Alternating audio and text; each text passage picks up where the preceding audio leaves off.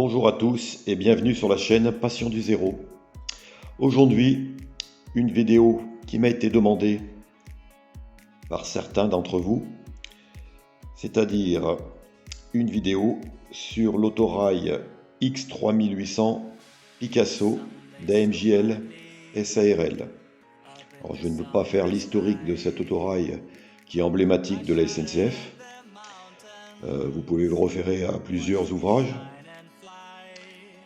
Alors, j'avais déjà fait des vidéos sur cet autorail par le passé, mais là je vais faire une vidéo plus complète où je vais englober d'anciennes vidéos. Et comme ça, vous aurez vraiment vous saurez tout sur cet autorail AMJL avant que ne sorte normalement l'année prochaine le 3800 Creusot. Alors, c'est dans sa lettre d'information intermédiaire numéro 4 d'avril 2011 que M. Rod annonce qu'après réflexion, il a décidé de passer l'autorail X3800 avant le X2400. Ceci pour plusieurs raisons. L'une d'entre elles est qu'il veut créer dès maintenant les remorques XR 7800-8200 et qu'il connaît très bien les remorques comme les Picasso d'ailleurs, puisqu'il les avait déjà réalisées en kit. Les autres raisons est qu'il souhaite accompagner l'X2400 de la rame RGP2. Alors, soit dit en passant, l'X2400 et la rame RGP2 n'a jamais été réalisée par AMJL SARL. En revanche, elle est toujours dans les prévisions d'AMJL SARL. Alors, la souscription de cet autorail était annoncée dans la lettre de juillet 2011 au prix de 2400 € l'autorail et 1900 € en cas de deuxième maquette. Normalement, la construction devait prendre la suite de celle des CC 72 000, mais il y a eu à cette époque pas mal d'embouteillages, on va dire, dans les fabrications AMJL et SARL, et cette construction a été vraiment retardée, puisque la souscription qui devait se tenir jusqu'à fin 2014 s'est en fait terminée en juillet 2015. Vous voyez. Alors, il y a eu 3 versions de proposées, la version V1C à toit crème et la version V1R à toit rouge, ainsi que la version V2 d'origine à toit crème. Voilà un peu pour l'historique de la genèse de cet autorail par la société AMJL SARL. Alors pour ma part, j'avais souscrit lors d'une exposition à Orléans la version 1, c'est-à-dire la V1C, l'autorail X3978 du dépôt de Montluçon. Alors comme toujours chez AMJL, les boîtes sont de très bonne qualité avec une mousse pour bien protéger les modèles et elles s'ouvrent par le devant pour en extraire plus facilement. Dans le cas présent ici, l'autorail. Alors je vous présente cet autorail. Bon, qui est quand même une très belle réussite au point de vue réalisation, au niveau décoration.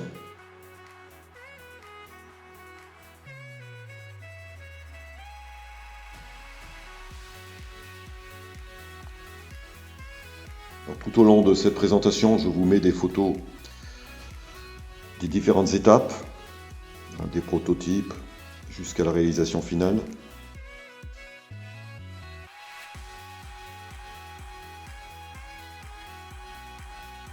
Alors moi, quand j'ai pris possession de cet autorail, c'était juste avant une expo de Meursault. Donc je l'avais emmené avec moi à l'exposition de Meursault. Car déjà à l'époque, il avait été souligné des problèmes de franchissement dans les courbes, enfin de passage en courbe, où l'autorail ne passait pas dans des courbes de rayons pourtant raisonnables, on va dire. Donc j'avais décidé de l'emmener avec moi, et d'autre part, je devais le faire sonoriser par Michael Bastiani, et tout ça devait se faire donc à cette fameuse expo de Meursault. C'était en décembre 2016. Donc je vais vous mettre des photos de cette expo. Donc j'avais pu, après pose du décodeur, tester l'autorail sur les réseaux de Jean-Michel Gerlat, où là, en sortie de courbe, il déraillait parfois. Et sur le réseau de Jean-Pierre Bou, qui lui étant un réseau rectiligne, il n'y avait aucun problème. Alors avec monsieur Goletto, on avait regardé, on avait démonté l'autorail pour voir et essayer d'améliorer le débattement du bogie avant. Je vous mets les photos également. Et par la suite, mes ennuis ont continué lors de cette exposition puisque le décodeur monté par Michael a grillé. Donc c'était vraiment la faute à pas de chance. Et ça a été mes premiers déboires sur cet autorail. Du châssis.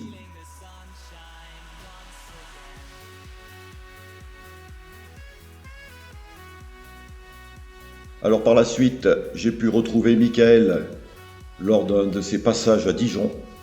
Et dans sa chambre d'hôtel, on avait ensemble changé le décodeur et essayé d'améliorer le roulement. Parce qu'il y avait toujours un bruit de moteur au démarrage qui était assez désagréable.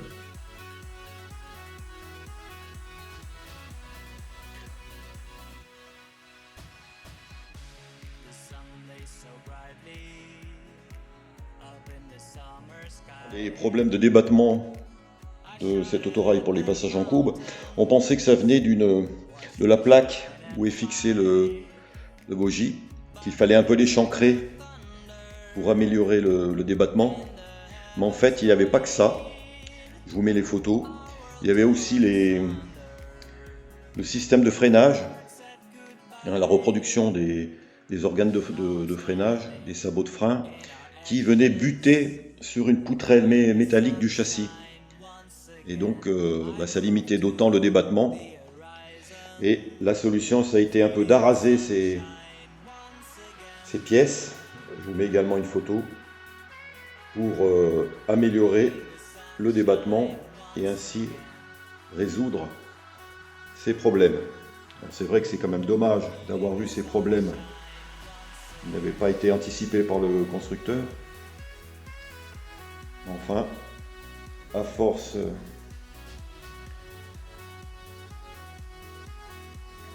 de courage, on va dire, et de persévérance, la plupart des possesseurs y sont arrivés.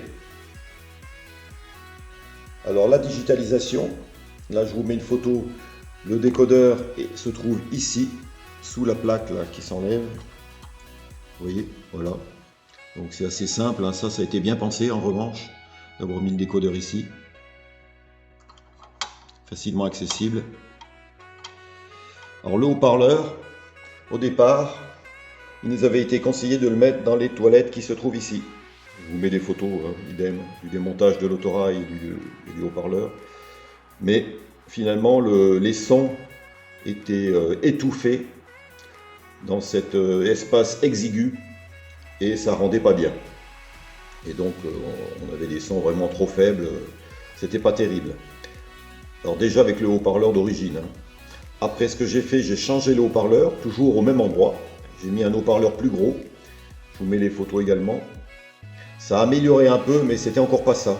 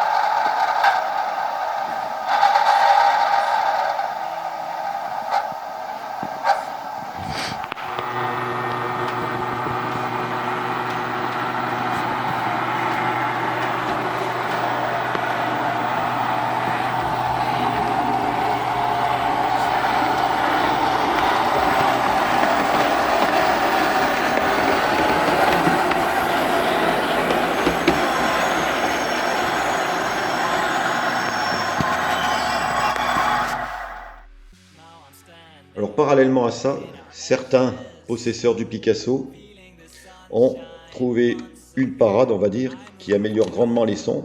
C'était de mettre un plus gros haut-parleur ici, dans le compartiment à bagages. Alors certains les ont posés sous le toit ou alors dans le compartiment. Moi, c'est ce que j'ai fait. J'ai pris un gros haut-parleur que j'ai acheté ça provient d'Angleterre, qui rentre presque au chausse-pied. Mais là, quand vous voyez la différence entre les deux haut-parleurs, celui que j'avais mis au départ dans les toilettes et celui-là, c'est quasiment le double. Et là, au moins, les sons, on les entend quand même déjà beaucoup mieux. Et vous voyez, une fois qu'on a mis des bagages devant le haut-parleur, on peut le prendre pour une malle, ça se voit quasiment pas, surtout si on ferme la porte. Donc ça a été pour résoudre ces problèmes de son. Et je conseille à tous ceux qui veulent avoir un Autorail X3800 MJL de placer le haut-parleur ici et non pas dans les toilettes, hein, parce que sinon les sons seront trop étouffés. Profitant des multiples démontages de cet autorail, j'en ai profité pour, d'une part, y installer des passagers, des plaques de destination,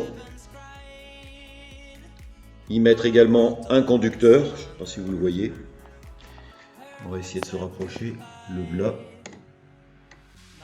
et on en a aussi profité pour patiner le moteur, qui d'origine faisait vraiment trop jaune. Quand on voit les photos réelles, je vous mets également des moteurs de Picasso, ça pissait l'huile, c'était graisseux.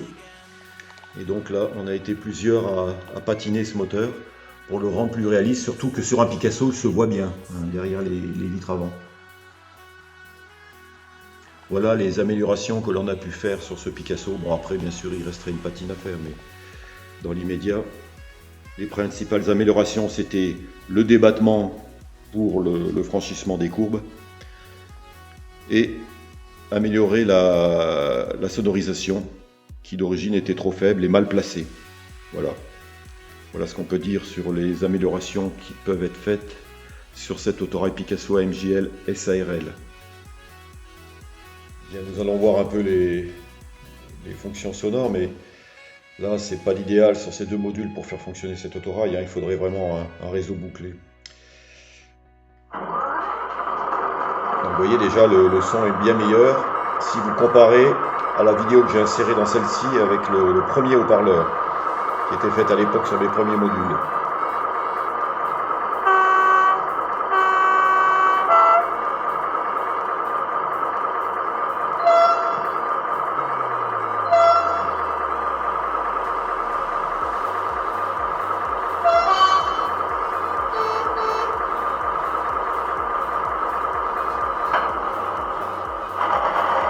On entend les vitesses qui craquent. Ça, on peut l'enlever, hein. Il y a deux choix sur les...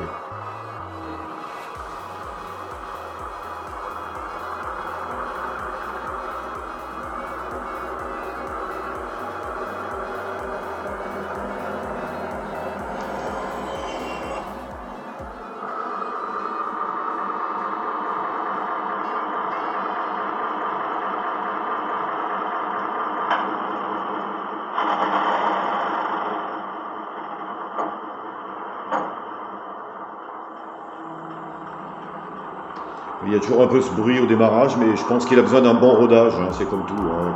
Je n'ai pas pu le faire tant rouler que ça, surtout sur des réseaux point à point, donc c'est pas l'idéal.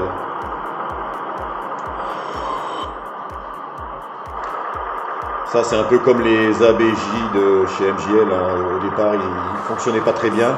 Moi j'en ai vu tourner à quai zéro sur le réseau bouclé de Jackie Noël, et après 30 minutes de fonctionnement, ça s'améliorait pas mal, hein. Donc là je pense que celui-ci aurait besoin de la même chose, d'un bon rodage, de bien fonctionner, d'affiner les réglages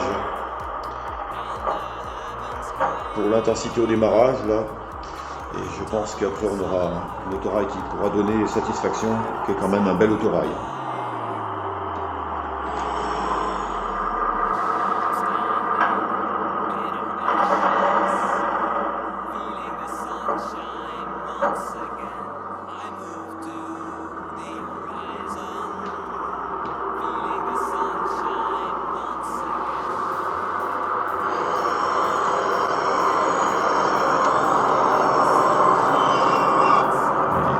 faut anticiper. Hein. Si on n'anticipe pas, on a vite fait de se retrouver en dehors du module. Non, il faut vraiment beaucoup de place pour faire marcher ces belles machines.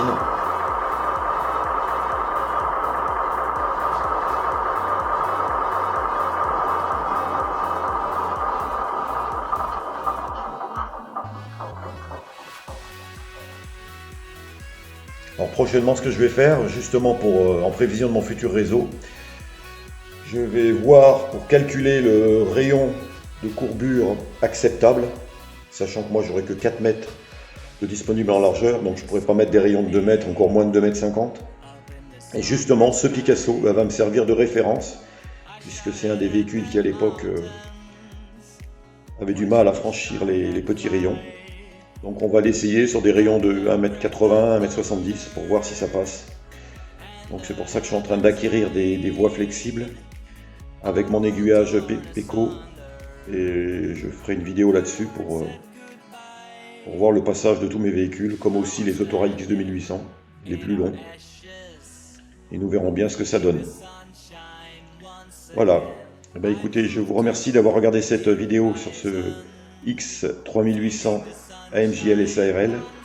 Et je vous dis à bientôt pour une prochaine vidéo. Feeling the sunshine once again.